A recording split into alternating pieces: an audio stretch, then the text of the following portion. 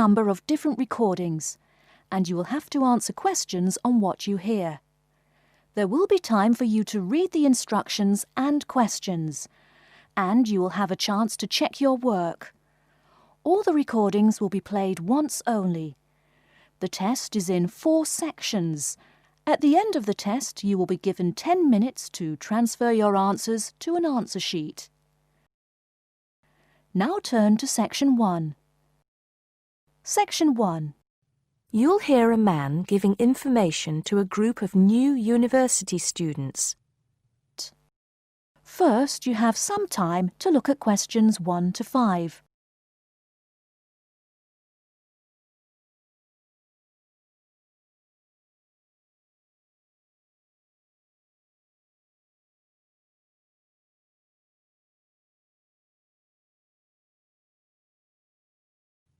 Good morning, University of Radstock students, and thank you for coming out today. As some of you may already know, my name is Scott Barnes, and I am the director of the Student Services Office here at the university.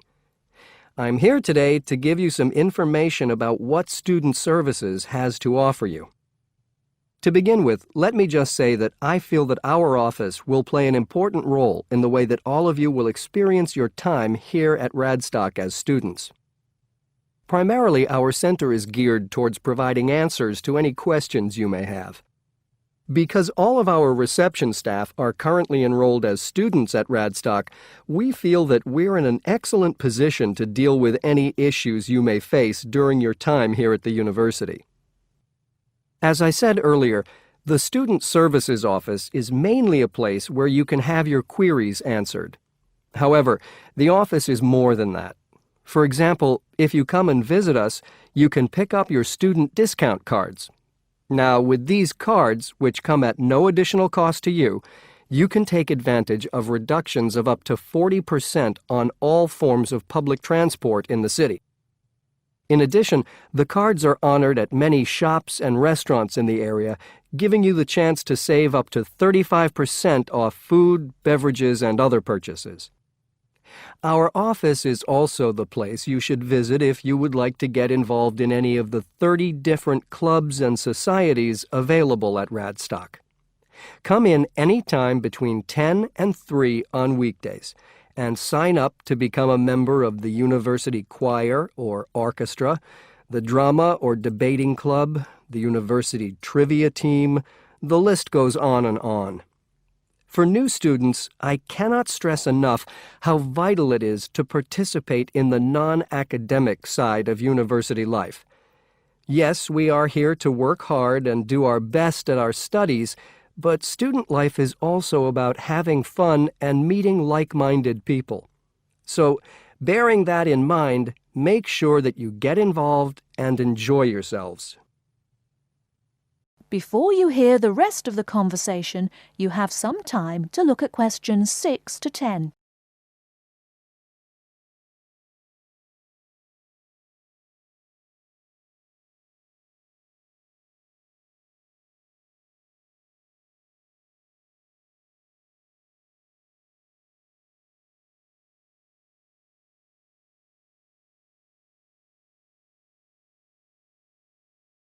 Now listen and answer questions 6 to 10.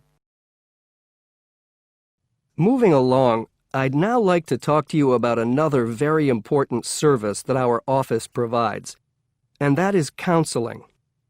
I'm sure that you are all well aware that there are times in life when things can go wrong and times can get tough.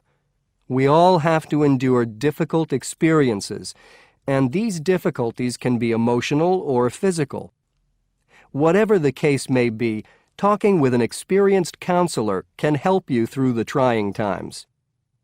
The counseling service here at Radstock is staffed by counselors who are qualified to help you deal with problems ranging from homesickness and loneliness to eating difficulties and life changes.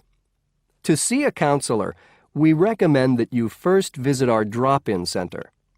We run drop-in sessions on a daily basis from 9:30 a.m. to 2:30 p.m., and to reserve one of these sessions, you can telephone the counseling service on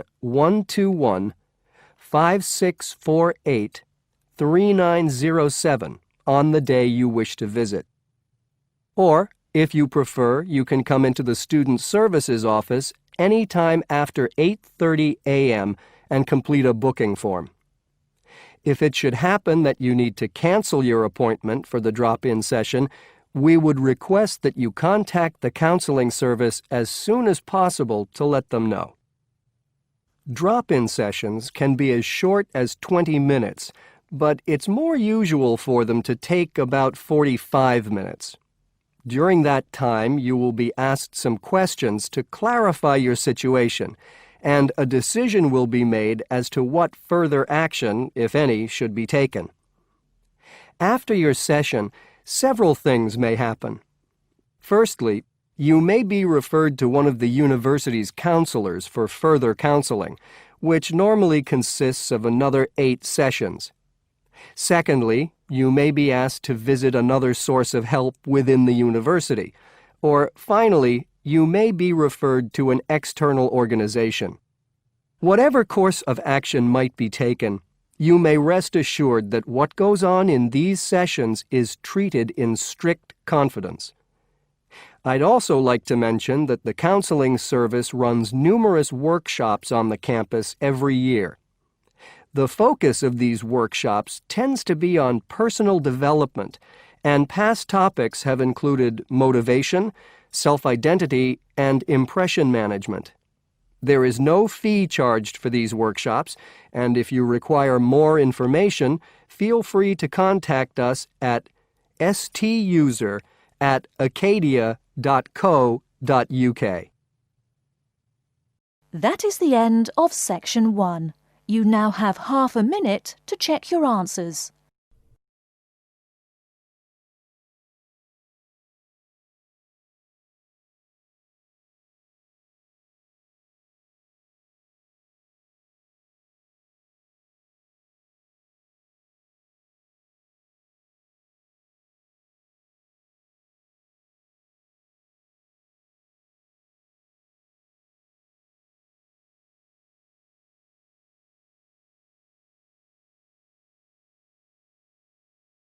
Section 2.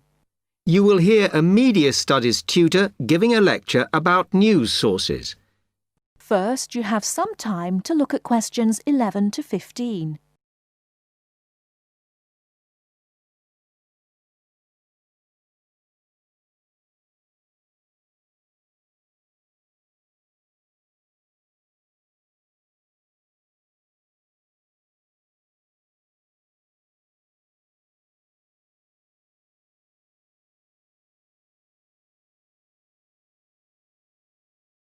Now, listen carefully and answer questions 11 to 15.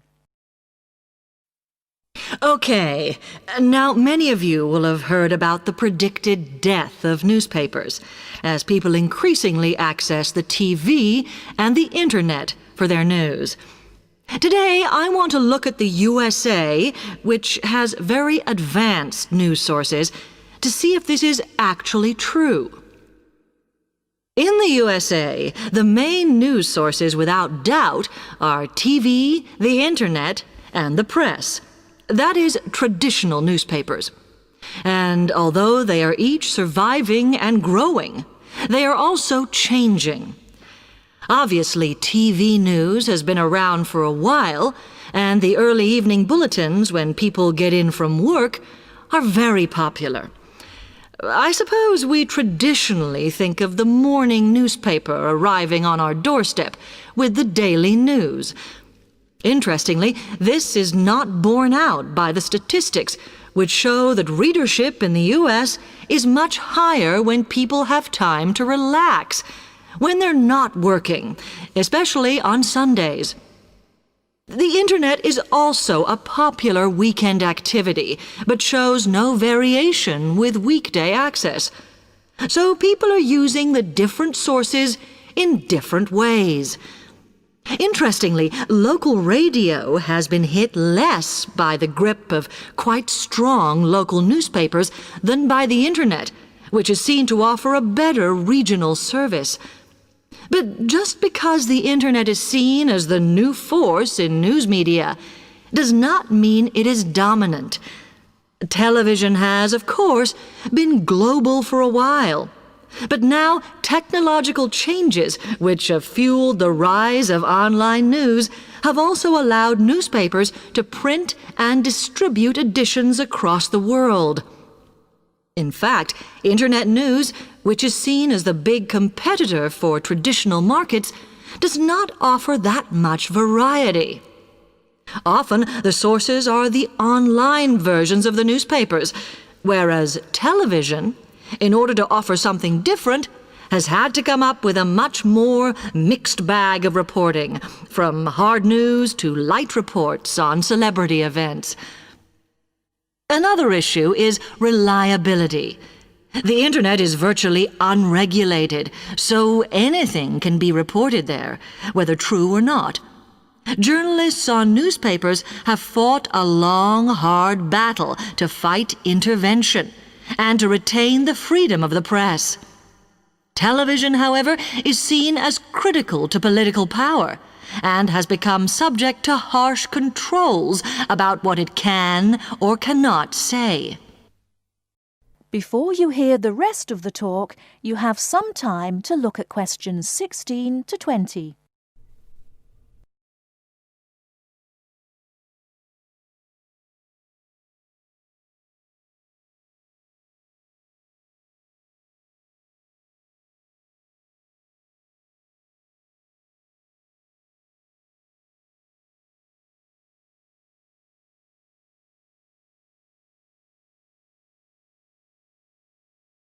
Now listen and answer questions 16 to 20. Now, one very critical factor in keeping newspapers alive and well in the USA has been their approach to advertising. Obviously, newspapers are heavily dependent on advertising revenue, and they have become more and more imaginative in what they offer, in order to make sure that advertisers use them and not other news sources. This has meant that, contrary to popular belief, newspapers now have a significantly higher profit margin than the rest of American industry. So, how have they managed to raise advertising revenue in this way? Well, they have put a lot of effort into developing and maintaining a very strong association with the retail trade. And they've come up with a winner. A critical tool in their sales plan has been suggesting that the adverts they run can have vouchers. This has been enormously effective because they have found that not only do more people buy the paper to get the discounts, but also that this inevitably means much higher sales for the clients who advertised. As well as doing this, the newspapers have also introduced aggressive sales campaigns over the last few years. This has resulted in a significant and continuing rise in the number of advertisers prepared to pay the extra for full-page ads. So, what I would like to move on to... That is the end of section 2. You now have half a minute to check your answers.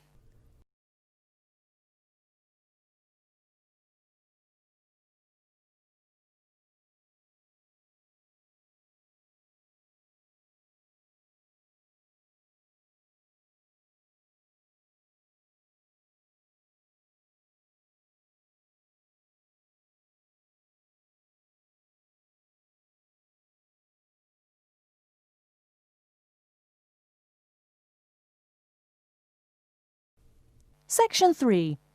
You will hear a recorded message about buying tickets from a booking agency.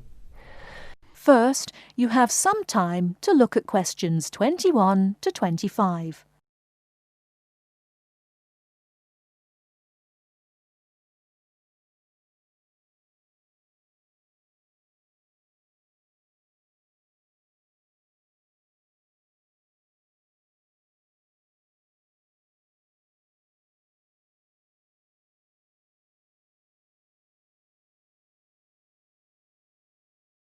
Now listen carefully and answer questions 21 to 25. Thank you for calling ATS Advanced Ticketing System, the call system for all your entertainment needs.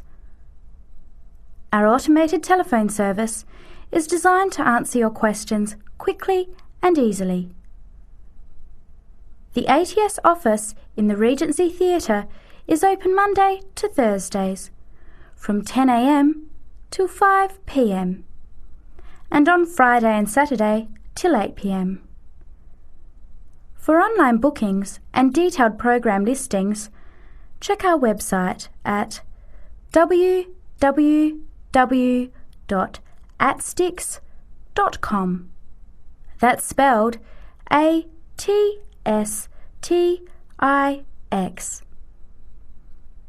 Please listen to the choices available. You may press your choice as soon as you hear it to get more information.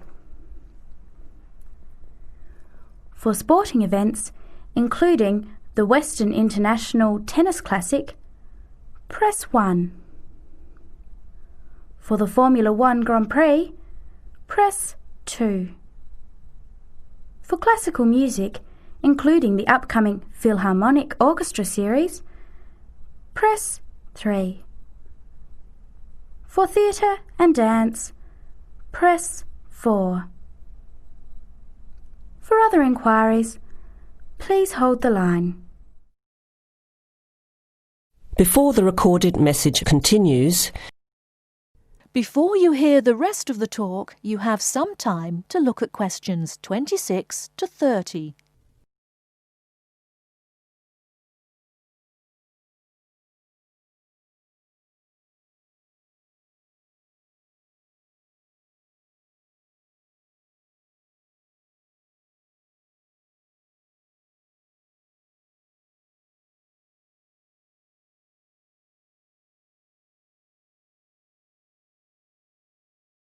Now listen and answer questions 26 to 30. Ticket prices for the Formula 1 Grand Prix on the 10th until the 14th of March are as follows. General admission. Thursday, $27. Concession, $10. Friday, $37. Concession, $15. Saturday, $55. Concession, $35. Sunday, $70. Concession, $65. Concession rates apply to children under 14 and to students, seniors and pensioners on presentation of a valid card. Grandstand seating. 4-day tickets covering the 6 main grandstands cost $299. However, pit straight tickets are $350 and seats at the chicane cost $450 each. Children under 3 are admitted free to the general admissions area, and children under 14 are eligible for concession prices. Gates open at 8 a.m. Thursday and Friday and 7:30 Saturday and Sunday. Events begin at 9 o'clock. Alcohol, ice boxes, cans, bottles and animals are not allowed on site. There are no refunds or exchanges. On each ticket, a $2.50 booking fee applies. To make a booking, you must have a valid credit card. To listen again, press 1. To make a booking or to talk to a ticket agent, press 2. Your call is in our queue. You can expect to wait about 3 minutes. That is the end of section 3. You now have half a minute to check your answers.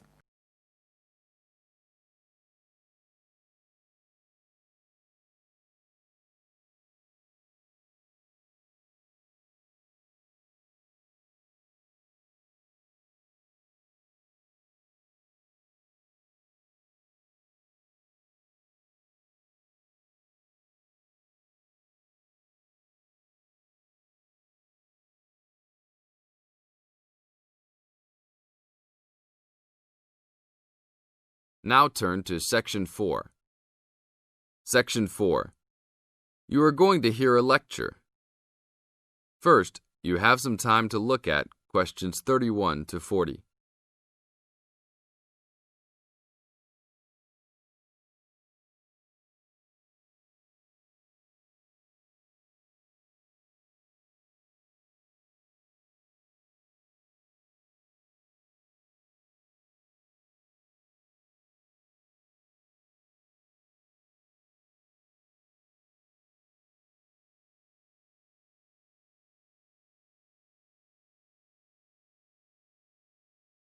Now listen to the tape and answer questions 31 to 40. I'd like to introduce Rebecca Bramwell, an artist and illustrator who has come along today to talk to you all about getting your first job or commission as an artist. Over to you, Rebecca. Thank you for inviting me. I remember when I graduated back in 1983, I was very excited about getting my first commission. My degree was in fine art, and I'd worked long and hard to get it. I was an enthusiastic student, and I never found it difficult to find the incentive to paint. I think as a student, you're pushed along by fellow students and tutors, and the driving force is there. However, when you leave college, you find yourself saying things like, "I'll have one more cup of coffee, and then I'll sit down to work." I hate to admit it, but I say it myself. Suddenly, it isn't finding the inspiration or getting the right paper that's a problem. It's you. In my view, there are a number of reasons why this happens. It's a real challenge making a decent living as a new artist. You have to find a market for your work. Often you work freelance and need to take samples or portfolios of your work from place to place. These experiences are common to a lot of professional people. But artists also have to bare their souls to the world in a way. More than anything, they want praise. If people don't like what they create, then it can be a very emotional and upsetting experience hearing them say this. I began to realize that these problems were preventing me from having a career in art, and so I decided to experiment. I was a painter, but I started to dabble in illustration, drawing pictures for books, cards, and this offered me the opportunity to become more emotionally detached from my work. I was no longer producing images from the heart, but developing images for a specified subject, taking a more practical approach. I began to develop a collection of my illustrations which I put into a portfolio and started to carry around with me to show prospective clients and employers. But it was still tricky because publishers, for example, want to know that your drawings will reproduce well in a book. But without having had any work published, it's hard to prove this. Having a wonderful portfolio or collection of original artwork is, of course, a first step. But what most potential clients would like to see is printed artwork, and without this evidence, they tend to hold back still when it comes to offering a contract. Well, I overcame this problem in two ways, and I suppose this is my advice to you on preparing your portfolio of your best work. The first way was by submitting my work for a competition. The one I chose was for a horoscope design and was sponsored by a top women's magazine. There are a few of these competitions each year, and they offer new illustrators an opportunity to showcase their work. The other approach I took was to design and print some mock-up pages of a book.